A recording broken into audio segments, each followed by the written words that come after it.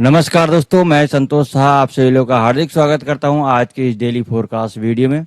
आज की इस वीडियो के माध्यम से हम जानने का प्रयास करेंगे कि आज हम गोल्ड में कहां से सेल और बाई कर सकते हैं और कौन कौन सा इम्पोर्टेंट जोन है और आज के दिन में क्या इम्पोर्टेंट मेजर इवेंट है। इन सभी चीज़ों के बारे में डिटेल समझेंगे और जानने का प्रयास करेंगे कि कौन कौन सा इम्पोर्टेंट सप्लाई जोन और डिमांड जोन है जहां से हम ट्रेड को प्लान कर सकते हैं।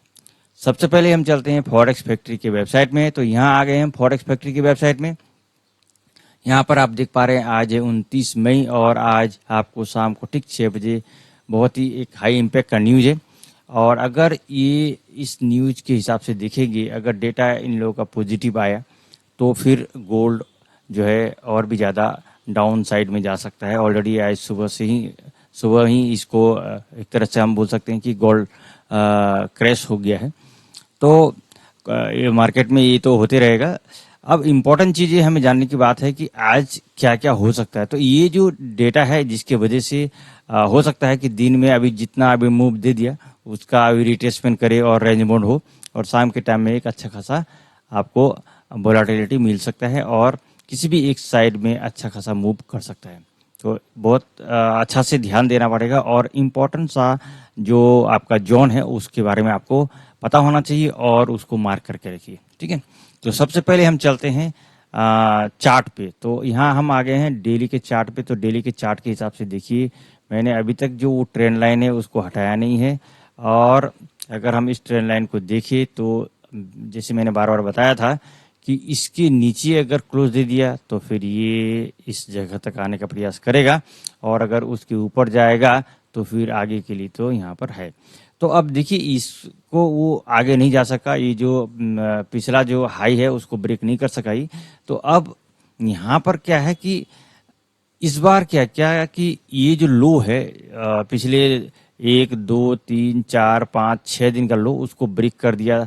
ब्रेक करके अभी तो ऑलरेडी यहाँ है। अब ये अगर क्लोजिंग भी इधर ही रहता है तब तो फिर ये समझ जाइए कि अगला जो मूव है इसका बहुत ही शानदार होगा।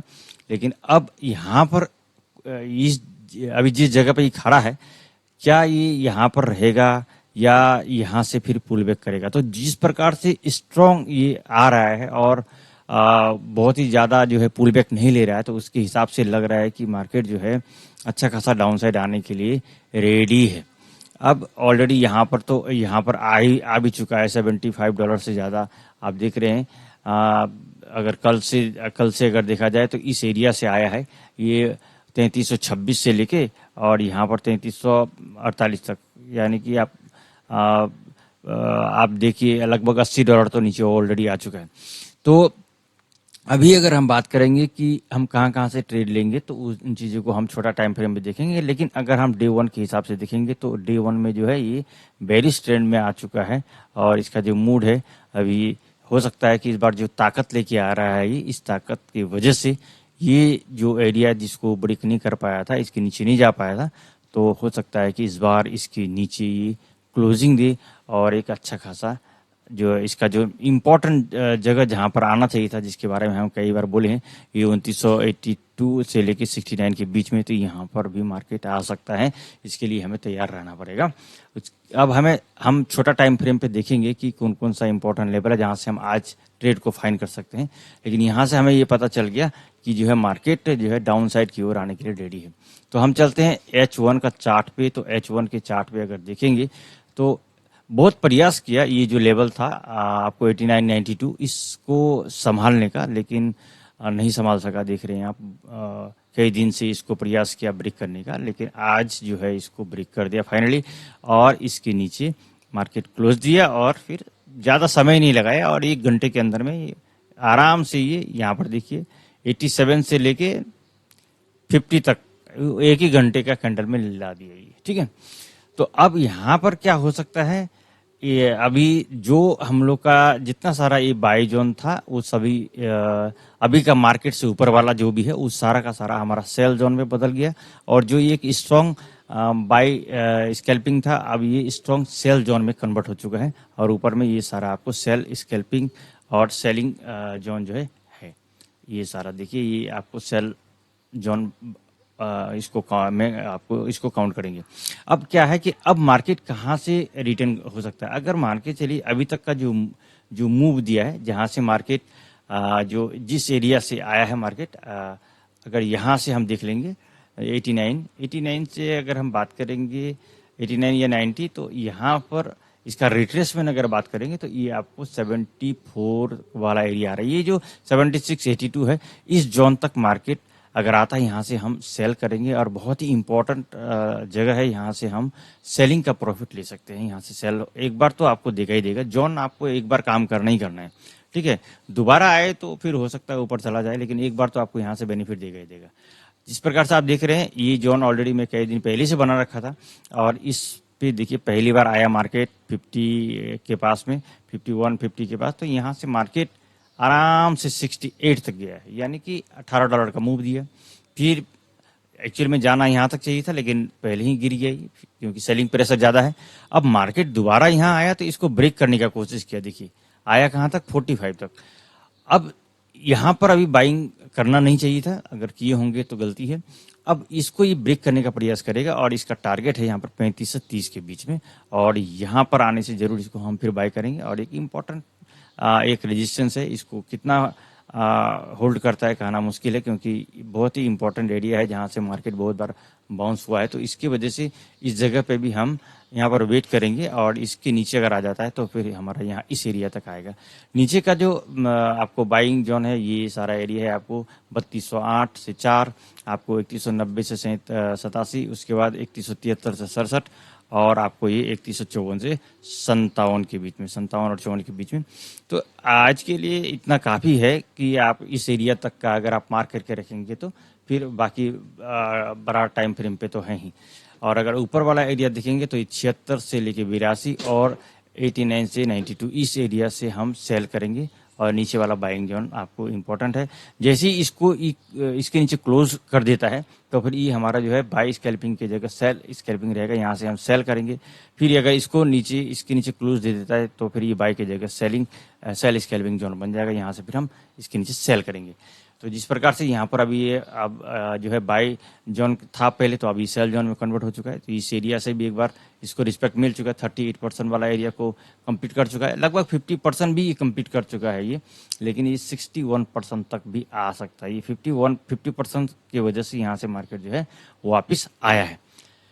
तो अब हम छोटा टाइम फ्रेम और चलते हैं 15 मिनट के हिसाब से, कि 15 मिनट में हमें और कौन कौन सा अपॉर्चुनिटी मिल सकता है। तो 15 मिनट के हिसाब से अगर देखेंगे तो आपका ये सारा है सप्लाई जोन, देख लीजिए आप, 76 से 73, 87 से 79, 87 से 79, तो ये 82 से लेके 84 है ये, ठीक है। इसको मैं थोड़ा सा करेक्ट कर देता हूँ, 82 से लेके, इसको मैं थोड़ा 82 से 84 का एरिया है ये, 82 से लेके 84, ठीक है, ये है जगह। उसके बाद आपको 89 से लेके 92, ठीक है। तो ये एरिया हमारा सेलिंग जोन है, और बाइंग जोन आपको नीचे में है, ठीक है। ये जो है आप बाई सेल दोनों कर सकते हैं। गोल्ड का चांसेस अभी सेल है, तो हमें क्या करिए, टॉप से सेल करिए, जहाँ पर अगर आपको टॉप मिले वहाँ से सेल करिए। जो आपको अगर इस एरिया में वो दोबारा आता है तो अभी तो नहीं करना है, अगर दोबारा यहाँ पर 76 में आता है तो यहाँ से सेल करना है, और इसके नीचे क्रेश, इसके नीचे अगर आता है डाउन साइड में तो फिर यहाँ से हमें सेल करना है, और इसका प्रॉफिट फिर इस एरिया में बुक कर लेना है। अब इस एरिया यहाँ से हमें एक बार फिर बाइंग का अपॉर्चुनिटी मिलेगा, और अगर इसके नीचे आता है तो यहाँ से फिर हमें सेल का अपॉर्चुनिटी मिलेगा। तो इस जोन को आप मार्क कर सकते हैं, और इस जोन के हिसाब से आप प्लान कर सकते हैं, और जोन हमेशा काम करता है, और एक बार तो जरूर करता है, इसलिए आप लोग इस जोन को जरूर मार्क करके रखिए। अच्छा, इसका कारण क्या है, क्यों मार्केट जो है इतना सारा क्रैश किया?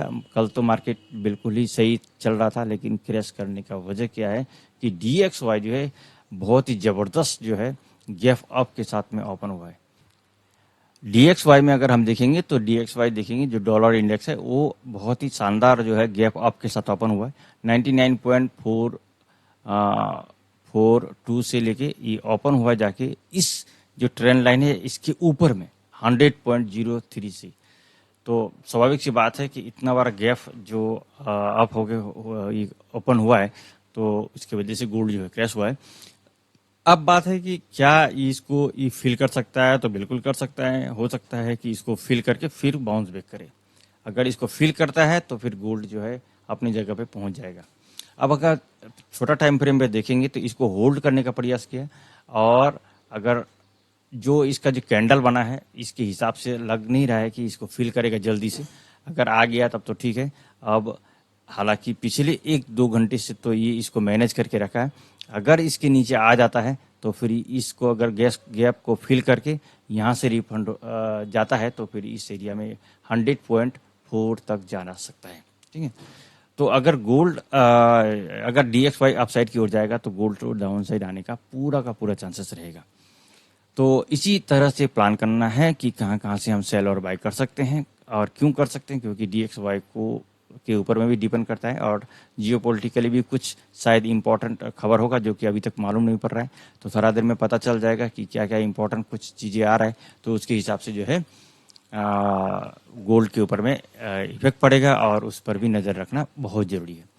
तो दोस्तों ये था इन्फॉर्मेशन। मैं उम्मीद करता हूँ कि ये जानकारी आप लोगों को कुछ फ़ायदा करेगा, और आप इसके हिसाब से प्लान कर सकते हैं और आप ट्रेड में विनर बन सकते हैं। तो यहाँ तक वीडियो को देखने के लिए आपसे वीडियो को हृदय की गहराई से बहुत बहुत धन्यवाद।